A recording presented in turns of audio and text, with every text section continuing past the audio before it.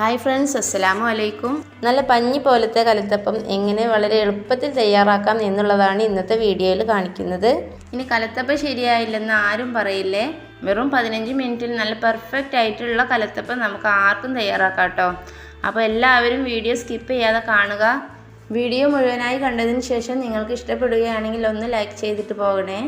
അതുപോലെ തന്നെ നമ്മുടെ ചാനൽ സബ്സ്ക്രൈബ് ചെയ്യാത്തവരാണെങ്കിൽ ഒന്ന് സബ്സ്ക്രൈബ് ചെയ്ത് സപ്പോർട്ട് കൂടി ചെയ്യുക. കലത്തപ്പം തയ്യാറാക്കാനായി ഞാൻ 400 ഗ്രാം പച്ചരി വെള്ളത്തിലിട്ട് കുതിർത്തെടുത്തതാണ് കേട്ടോ ഇത്. അപ്പോൾ ഒട്ടും തന്നെ വെള്ളമില്ലാതെ വേണം നമ്മുടെ മിക്സിയുടെ ജാറിലേക്ക് ഇട്ട് കൊടുക്കാനായിട്ട്. ഇനി ഇതിലേക്ക് ഒരു 1/4 കപ്പ് അളവിൽ ചിരകിയ തേങ്ങ ചേർത്ത് കൊടുക്കാം. 1/4 കപ്പ് അളവിൽ ചോറും കൂടി ചേർത്ത് കൊടുക്കാം. കൂടുതലായി ചോറ് ചേർത്ത് കൊടുക്കരുത് കേട്ടോ. അപ്പോൾ ടേബിൾ സ്പൂണിലൊക്കെയാണ് ഇടുന്നതെങ്കിൽ നമ്മൾ അളക്കുന്നതെങ്കിൽ ഒരു 3 ടേബിൾ സ്പൂൺ മാത്രമേ ചേർക്കാവൂ. അല്ലെങ്കിൽ ഇത് അപ്പം ഉണ്ടാക്കി കഴിഞ്ഞാൽ നമുക്കൊരു ഒട്ടുന്ന പോലെയൊക്കെ തോന്നും. അപ്പോൾ അതുകൊണ്ട് വളരെ കുറച്ച് മാത്രം ചോറ് ചേർത്ത് കൊടുക്കുക കേട്ടോ. ഇനി ഇതിലേക്ക് 4 ഏലക്ക, 1/2 ടീസ്പൂൺ ചെറിയ ജീരകം എന്നിവ ചേർത്ത് കൊടുക്കാം. ഇത് നമുക്ക് പൊടിയായിട്ടും ചേർത്ത് കൊടുക്കാം. ഏലക്കായും ചെറിയ ജീരകമൊക്കെ പൊടിയായിട്ട് ചേർത്ത് കൊടുക്കാം. നമുക്ക് അരി അരച്ചെടുത്തതിന് ശേഷം ചേർത്ത് കൊടുക്കാവുന്നതാണ്. ഇനി ഇതിലേക്ക് 1/2 കപ്പ് വെള്ളം കൂടി ചേർത്ത് നമുക്ക് അരച്ചെടുക്കാം. കൂടുതൽ ലൂസായി പോവാതെ നമ്മൾ ഓട്ടടയൊക്കെ അരച്ചെടുക്കുന്ന ആ ഒരു തിക്കായിട്ട് കിട്ടുന്ന രീതിയിലായിരിക്കണം കേട്ടോ നമ്മൾ മാവ് അരച്ചെടുക്കേണ്ടത്. മാവ് അരച്ചെടുക്കുമ്പോഴേക്കും നമുക്ക് ഇതിലേക്ക് ചേർക്കേണ്ട ശർക്കരപ്പാനി തയ്യാറാക്കേണ്ടതുണ്ട്. 400 ഗ്രാം അരിയിലേക്ക് ഞാൻ 350 ഗ്രാം ശർക്കരയാണ് എടുത്തിട്ടുള്ളത്. ഇതിലേക്ക് 1/2 കപ്പ് വെള്ളം കൂടി ചേർത്ത് നന്നായി ഒന്ന് മെൽറ്റ് ചെയ്തെടുക്കുക. ശർക്കര നല്ല ചൂടോടെ തന്നെ നമ്മുടെ മാവിലേക്ക് ചേർത്ത് കൊടുക്കണം. എങ്കിലേ നമ്മുടെ കലത്തപ്പം നന്നായിട്ട് കിട്ടുള്ളൂ. ശർക്കര നന്നായിട്ട് മെൽറ്റായി വന്നതിന് ശേഷം തിളച്ച് വരുന്ന ആ സമയമുണ്ടല്ലോ, ആ സമയത്ത് തന്നെ നമ്മൾ ഒരു അരിപ്പ വെച്ചിട്ട് നമ്മുടെ മാവിലേക്ക് ഡയറക്റ്റ് ഒഴിച്ചു കൊടുക്കുക. പെട്ടെന്ന് തന്നെ മിക്സ് ചെയ്ത് കൊടുക്കണേ, അല്ലെങ്കിൽ കട്ട പിടിക്കും. ശർക്കരപ്പാനി കൂടി ചേർത്ത് കഴിഞ്ഞാൽ നമ്മുടെ മാവ് നല്ലതുപോലെ ലൂസായിട്ട് വരും കേട്ടോ. അപ്പോൾ നമ്മൾ എന്താ ചെയ്യുകയെന്ന് വെച്ചാൽ അരി അരിച്ചെടുക്കുന്ന സമയത്ത് ആവശ്യത്തിന് മാത്രം വെള്ളം ചേർത്ത് കൊടുക്കുക. നല്ല തിക്കായിട്ട് തന്നെ അരിച്ചെടുക്കാൻ ശ്രമിക്കുക കേട്ടോ.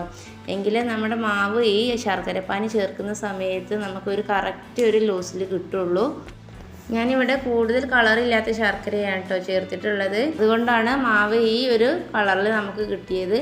ഏറ്റവും നല്ലത് കറുത്ത ശർക്കര ചേർക്കുന്നതാണ്. എങ്കിൽ അപ്പത്തിന് നല്ലൊരു കളറും ഉണ്ടായിരിക്കും. കുഴപ്പമൊന്നുമില്ല, ഏത് ശർക്കര ചേർത്താലും നല്ല ടേസ്റ്റ് തന്നെയാണ് കേട്ടോ. ശർക്കരപ്പാനി ചേർത്തതിന് ശേഷം നന്നായിട്ട് തന്നെ നമ്മൾ മിക്സ് ചെയ്ത് കൊടുക്കണം, അല്ലെങ്കിൽ മാവ് കട്ട പിടിച്ചു പോകും. ഇനി ഇതിലേക്ക് മധുരം ഒന്ന് ബാലൻസ് ചെയ്യാൻ വേണ്ടിയിട്ട് ഒരു 1/4 ടീസ്പൂൺ ഉപ്പ് ചേർത്ത് കൊടുക്കാം. 2 നുള്ളു ബേക്കിംഗ് സോഡയും കൂടി ചേർത്ത് നന്നായിട്ട് തന്നെ ഒന്ന് മിക്സ് ചെയ്ത് കൊടുക്കാം കേട്ടോ.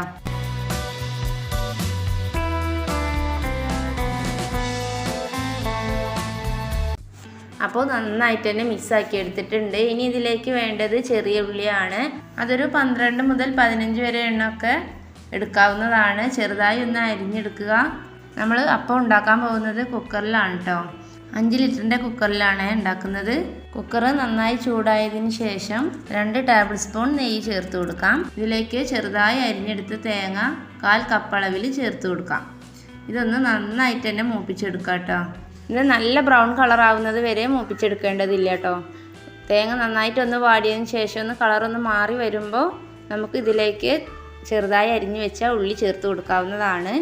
ഇപ്പോൾ കളറൊക്കെ മാറി വന്നിട്ടുണ്ട്. ഇനി ഇതിലേക്ക് ഉള്ളി ചേർത്ത് കൊടുക്കാം. ഉള്ളി കൂടി ചേർത്തതിന് ശേഷം തീ ഒന്ന് ലോ ഫ്ലെയിമിൽ വെച്ചിട്ട് ഒരു 2 മിനിറ്റോളം നമുക്ക് ഇതൊന്ന് മൂപ്പിച്ചെടുക്കാം.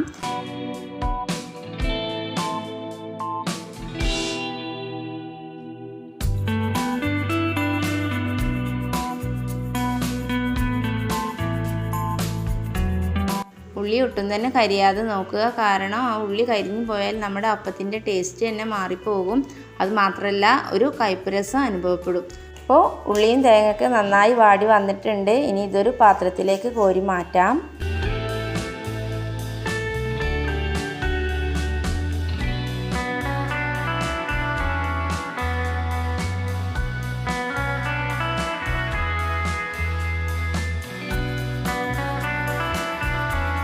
ഇനി മൂപ്പിച്ചെടുത്ത തേങ്ങയും ഉള്ളിയും പകുതി ഇതിലേക്ക് ചേർത്ത് കൊടുക്കാം കേട്ടോ. ബാക്കിയുള്ളത് നമ്മൾ കുക്കറിൽ മാവ് ഒഴിച്ചതിന് ശേഷം അതിൻ്റെ മുകളിലായി ഇട്ട് കൊടുക്കാൻ വേണ്ടി വെച്ചിട്ടുണ്ട്. ഇനി ഇതൊന്ന് മിക്സ് ചെയ്ത് കൊടുക്കാം. ഇനി നമുക്ക് ഇതൊന്ന് കുക്ക് ചെയ്തെടുക്കാം.